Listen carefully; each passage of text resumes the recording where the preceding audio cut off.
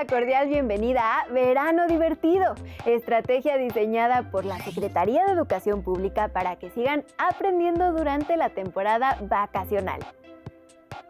Estas emisiones son parte del proyecto Aprende en Casa y contienen programas formativos, recreativos y de esparcimiento que contribuyen a su desarrollo académico y personal.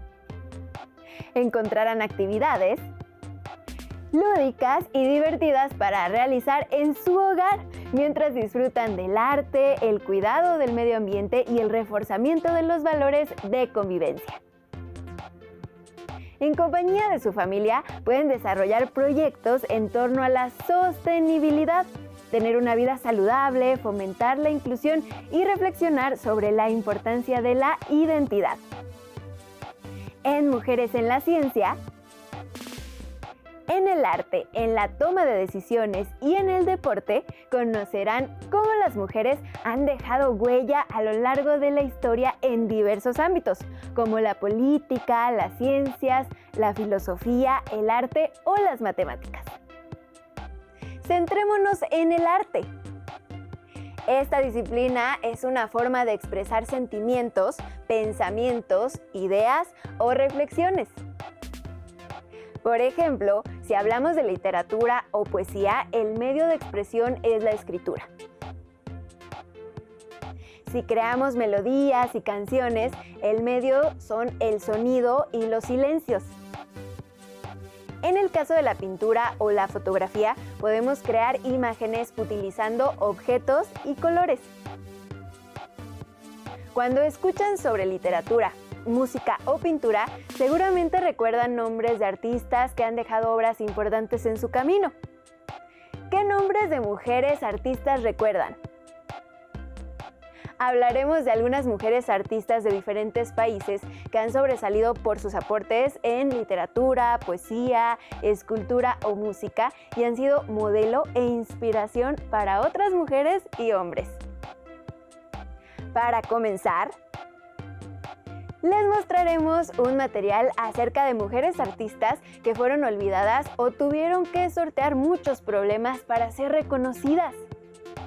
En este video titulado Vindictas en las Artes podrán conocer más de ellas y sus logros.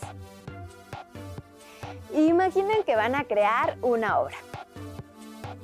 En el video podrán inspirarse para desarrollarla. Pueden tomar nota de lo que les llame la atención y les ayude a crear. ¡Corre video!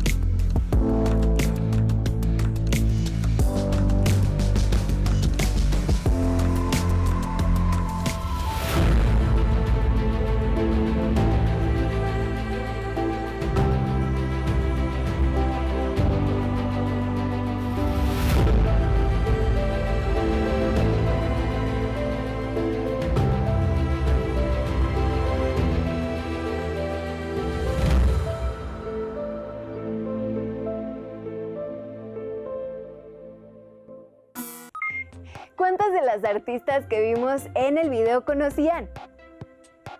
¿Qué piensan, por ejemplo, de que hayan permanecido olvidadas, con un reconocimiento menor o que no aparecieran en los libros de historia del arte? Existen muchas otras mujeres en distintas ramas del arte cuyas obras apenas se han redescubierto o su producción artística ha vuelto a cobrar vigencia.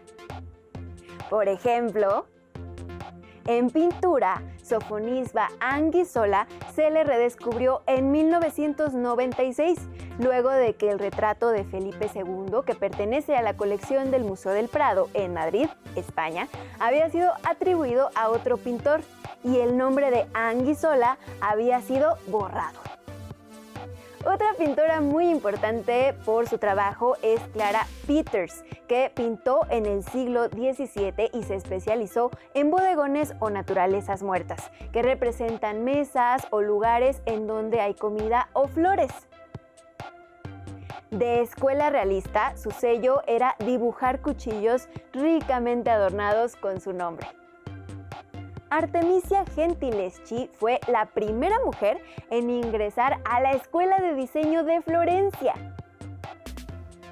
Su obra se desarrolló en el siglo XVII y se caracteriza por su perfección realista, no solo en las expresiones o el movimiento del cuerpo de sus personajes, sino en la luz y la repetición de sus cuadros. En el ámbito de la literatura, una de las obras de ciencia ficción más conocidas es Frankenstein o El moderno Prometeo, que se escribió gracias a un desafío literario entre amigos y tuvo su origen en una pesadilla. Hablamos de Mary Shelley. Veamos el siguiente video para conocer más sobre esta escritora. Mary Shelley, Frankenstein. Era una noche lluviosa. Relámpagos y truenos surcaban el firmamento. Un grupo de amigos impusieron un reto: escribir una historia terrorífica. Sí, era la noche perfecta para que naciera uno de los monstruos más famosos del mundo, Frankenstein. Soy Mary Shelley. Nací en Londres el 30 de agosto de 1797 y soy la creadora de Frankenstein, o El moderno Prometeo. Lo escribí en 1818 cuando competía contra dos grandes escritores de mi época, Percy Bysshe Shelley y Lord Byron. Apenas visible a la distancia, pero ahí está acechando. Y de pronto, un hombre en medio de la nada, sobre el hielo, apenas con vida. Un hombre llamado Víctor que me contó una gran historia y ahí le dio un nombre al monstruo: Frankenstein. Yo me afané en idear una historia que hablara de los miedos más grandes de nuestra naturaleza. Debía hacer que el lector temiera alzar la mirada y que la sangre se congelase en las venas. Víctor Frankenstein quiso crear un hombre perfecto a partir de trozos de humanos, pero el resultado era un monstruo y debe morir. Pero antes, la obra matará al creador como venganza por haberlo traído a la vida. Nunca pude igualar el éxito de mi primera obra, a pesar de haber escrito otros cuentos, poemas, libros de viaje, relatos y narraciones. Fallecí en Londres mientras dormía, el 1 de febrero de 1851.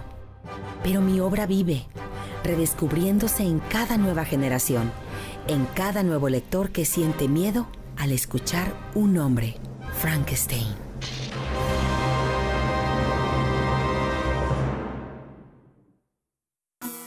¿Qué les pareció la forma en la que fue creada la novela de Frankenstein?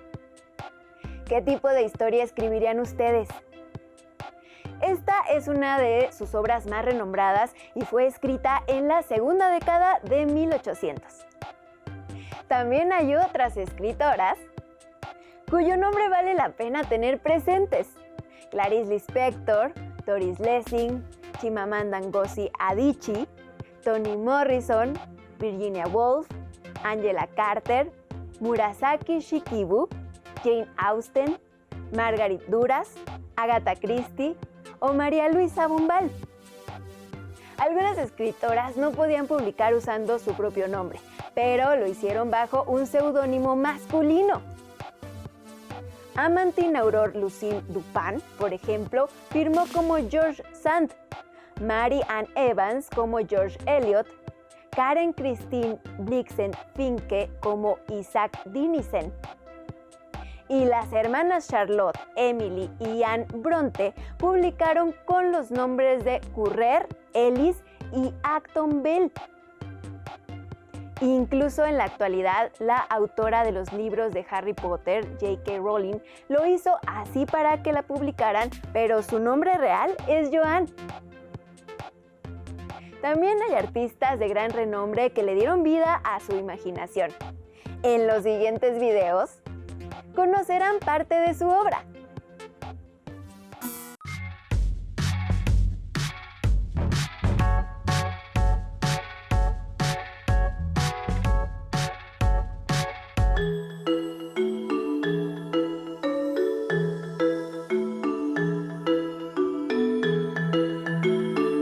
La exposición Imaginarios incluye una selección de 17 esculturas en bronce, correspondientes al mundo fantástico y onírico de la pintora y escultora surrealista, Leonora Carrington. Cada obra forma parte de un imaginario habitado por los personajes quiméricos que el artista elaboró a partir de sus pinturas, dibujos y estampas, y que transfirió a la escultura durante los últimos años de su vida.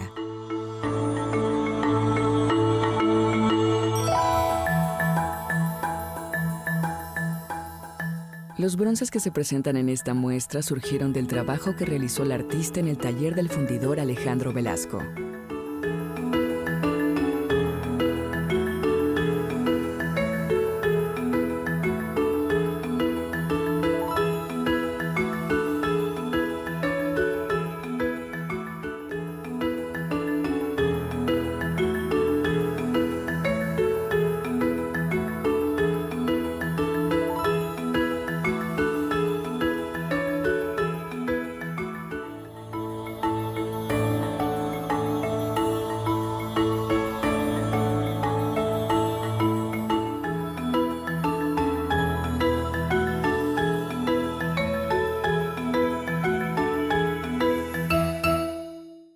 Pues hoy les voy a contar una de las historias de amor de Museo Sumaya. Me refiero a dos artistas muy importantes en nuestra colección, que son Auguste Rodin y Camille Claudel.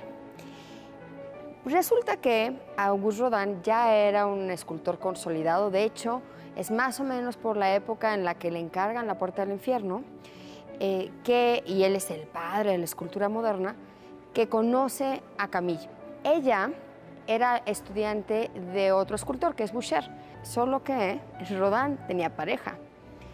Una mujer con la que pasó gran parte de su vida, que se llama Rose Buret. Una de las obras más importantes de Camille, que se llama La Edad Madura, vemos como una especie de muerte bruja, un personaje muy lúgubre, está flotando en el aire y está como arrastrando a un hombre, y hay una mujer joven que está arrodillada y como queriendo alcanzar a este hombre que se va, que ella se ve reflejada en esa obra, que se llama La Implorante o La Suplicante, que les invitamos a conocer, que es parte de nuestra colección. En particular les recomiendo que vean la cabeza de Rodin, hecha por Camille Claudel. ¿Saben por qué? Porque la hizo de memoria. Imagínense qué testimonio de amor tan fuerte tiene que tener un artista si logra plasmar pues los rasgos y la fisonomía de su amado sin tenerlo presente, sin tener el modelo y solo hacerlo de memoria. ¿Cuántas veces no habrá tocado ese rostro amado para poderlo plasmar en esa cabeza? Entonces, pues tienen que venir a ver ese gran testimonio de amor.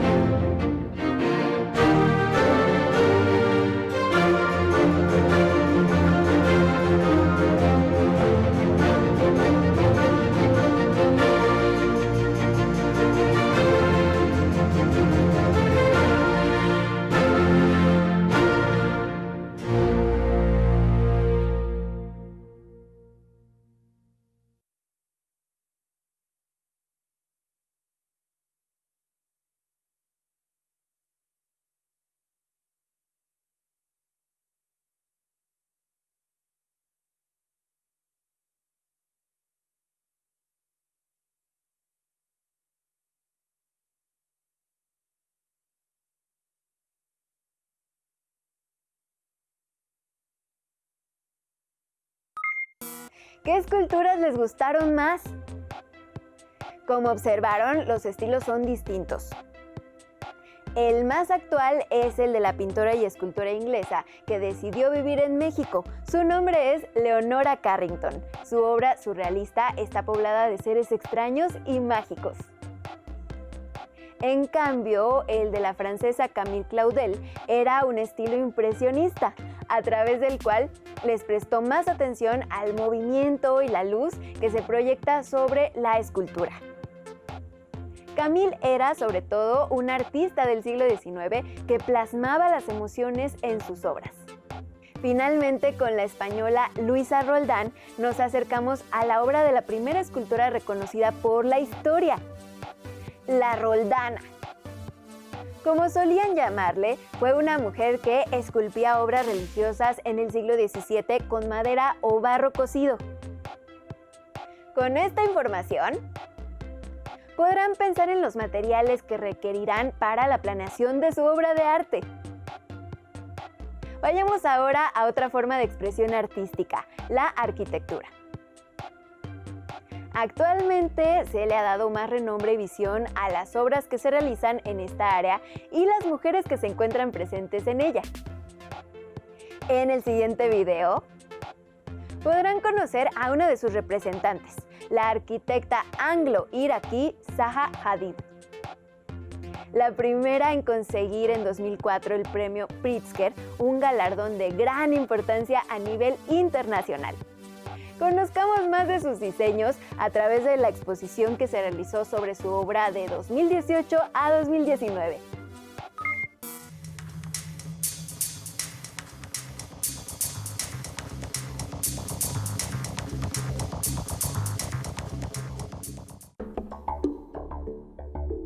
Zaha Hadid fue una mujer, porque murió hace un par de años, una mujer emblemática, pionera de la arquitectura. Ella era iraquí, se mudó después a Londres, allí creó su estudio, estudió con los grandes arquitectos, fue junta de Culhas, estudió en la AA, la gran facultad de arquitectura, y fundó su estudio, su despacho. El despacho ha venido trabajando 40 años y ahora desde la muerte de Zaha se ha quedado a cargo el arquitecto Patrick Schumacher, su gran socio, que también creó con ella ese despacho. La exposición se llama Diseño como segunda naturaleza y justo ese es el punto de partida de la intención, del concepto de la muestra. Ha sido una colaboración con el despacho de ellos en Londres, con Zaha Hadid Architects, para entender cuál es el vocabulario, cuál es la estructura y el lenguaje del despacho de Zaha Hadid Architects. ¿Por qué nos interesaba desde el museo traer esta exposición? Creemos que hay muchos vínculos entre arte contemporáneo y arquitectura, no los habíamos abordado mucho. Sí creíamos que hay como unos procesos creativos, unos procesos formales previos de trabajo, de esbozos que se pueden compartir, relacionar, vincular. Y en el caso de Zaha Hadid es muy evidente. Como dice la muestra, diseño como segunda naturaleza, parte de entender cómo el diseño es eje articulador de formas y procesos, cómo el diseño aparece en esos procesos creativos previos para entenderlo. Y de hecho Zaha fue una artista, también artista y arquitecta prolífica, ha hecho pinturas, ha hecho maquetas, esbozos, también trabajos de fotografía, entonces sí era una figura clave para entender. ¿Qué es lo que muestra la exposición? La exposición se plantea como un gran espacio interrelacionado para que se puedan ver cómo funcionan los diferentes departamentos, cuáles son los límites estructurales de materiales para poder construir, cuáles son los márgenes que hay en estas tensiones físicas y de materiales para poder llegar después al resultado. Zaha decía que la arquitectura es como escribir, ¿no? Que vas haciendo capas y capas y vas editando hasta que al final llegas a lo más sencillo, pero después de todo un trabajo de esfuerzo previo, ¿no?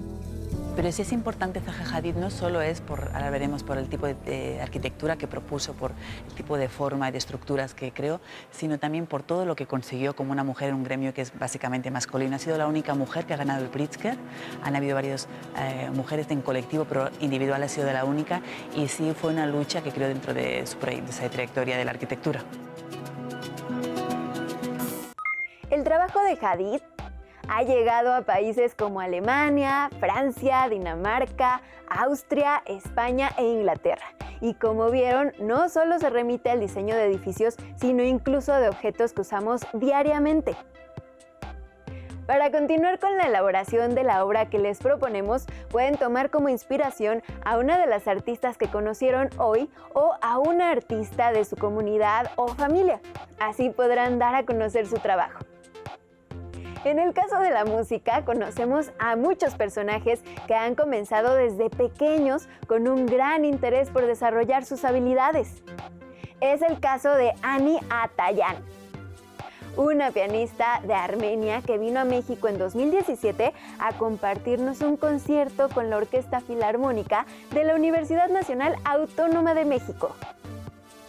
Ella también nos hace recordar que no importa la edad ni la nacionalidad, todas y todos podemos usar el arte para expresarlo. Es muy poco tiempo el que tenemos para darle reconocimiento a todas las mujeres que han aportado en las artes. Nos gustaría cerrar este programa acercándonos a la poesía. Regresemos un poco en el tiempo. ¿Sabían que Safo fue una poetisa griega tan importante como Píndaro, Esquilo o Eurípides? Es considerada y reconocida como una de las primeras poetisas. Safo vivió entre el 650 y 680 a.C. Sus poemas hablaban del amor y la belleza. Así como Safo, otra mujer que se expresó a través de la poesía fue Gabriela Mistral, la primera ganadora del Premio Nobel de Literatura de América Latina. Cerremos con un homenaje a esta poeta chilena.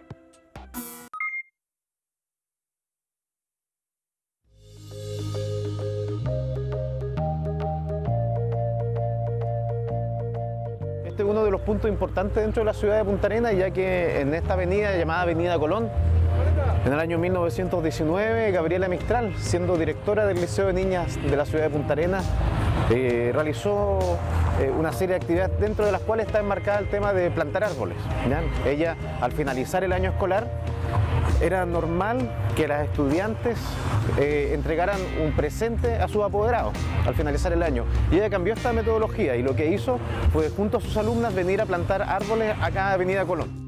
Por eso, con el paso de los años, se empezó a forestar esto, ¿ya? Podemos ver que en los años 1940, 1950, había una ceremonia que se llamaba la ceremonia del árbol, donde cada colegio venía y plantaba un árbol acá en Avenida Colón. Pero ya muchos años antes, en el 19, Gabriela Mistral, que era una amante de los árboles, plantó este bello árbol acá al inicio de la Avenida Colón, ¿ya? Recogiendo datos de archivos de prensa, entrevistas, logramos identificar este árbol como el que plantó la propia Gabriela Mistral con sus propias manos.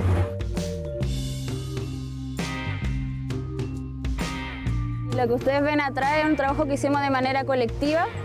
No solo tejimos mujeres, sino también hombres. Y en este trabajo colaborativo creamos este árbol, el diseño de este árbol, el cual nos convocó el Consejo para poder establecer un hito dentro de la ciudad con relación a un árbol que plantó Gabriela Mistral. Fue entretenido descubrir la historia. Algunas de las compañeras, mientras tejíamos, nos iban contando cosas sobre este árbol que nosotras no sabíamos, que es un árbol que realmente nadie conoce la historia real. Y fue entretenido ir tejiendo como con un motivo, con saber para qué estábamos tejiendo y qué significaba igual para la ciudad marcar un hito en el entorno. Los trabajos que los niños realizaron con la imagen de Gabriela Mistral quedaron muy bonitos. Ellos se preocuparon de hacerla con algunos detalles como la boina, otros la dibujaron siendo más pequeña, como ellos se la imaginaban siendo niña, y escribieron el nombre de Gabriela Mistral y les gustó mucho y ellos quedaron muy contentos con su trabajo, y la única preocupación que tenían era saber si ellos iban a tener que colgar el dibujo de Gabriela Mistral en el árbol. Pero la verdad es que resultó algo muy bonito, interesante, y hoy día el verlo plasmado en el árbol les gustó mucho y nos llenó de alegría.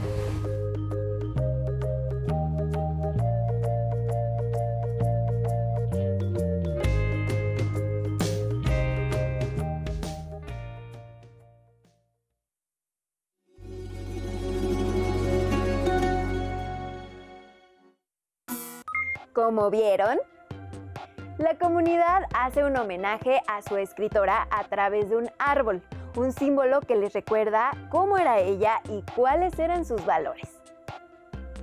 Para concluir, les sugerimos escriban todas sus ideas en una hoja blanca y hagan un boceto de su obra. Dejen volar su imaginación y expresen sus ideas y sentimientos a través de la disciplina artística de su preferencia. Si lo hacen en compañía de su familia, es mucho mejor. Llegamos al final de esta emisión. Los contenidos revisados les ayudarán a construir un mundo con equidad y perspectiva de género donde todas y todos vivamos con respeto y armonía. No se pierdan la siguiente emisión de Verano Divertido. ¡Hasta la próxima!